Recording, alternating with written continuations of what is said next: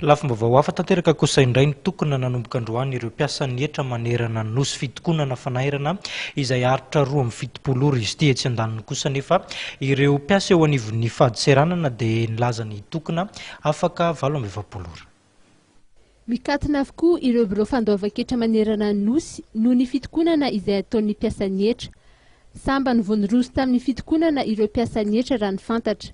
Raha ny fanazavana voaray dia disadisa anatiny mifandray amin'ny resaka tampo-karama no misy raha ny fanazavana izay noentiny filohan'ny fikambanan'ny mpiasan'ny hetra. Natsiaro ny mpiasan'ny hetra hoe voahilika ihany tao anatin'izay fitadiavana tombontsoa zay.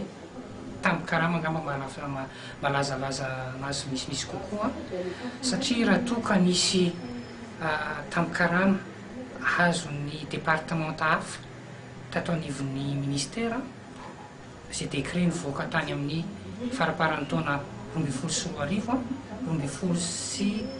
hoe izay nazahoany zareo sahady an'izay tampo-karama izay taty amin'ny volana febroary 2022 dia nahatsiaro voahilika ihany ny mpiasan'ny hetra satria ny nay dia nanomboka tamin'ny 4 dia efa tsy miraisinay io tampo-karama izay droana io droaky.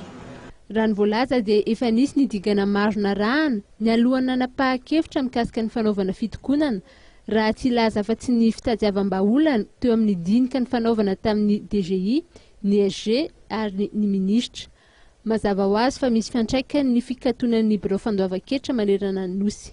Ny fiantraikany eo amin'ny fiainan'ny be sy maro indrindrindrindra eo amin'ireo mpandohetra, eo amin'ireo mpanandraraha kanefa misy fotoana ny angambany mba hietsehana araka ny niteneniko teo hoe mbola tsy nigrevy zany mpiasan'ny hetra hatramin'ny nampiasan'ny hetra anazy dia averina hatrany ny fialatsiny amin'ny zavatra mitranga manodidina zany fitakian'ny mpiasan'ny hetra zany.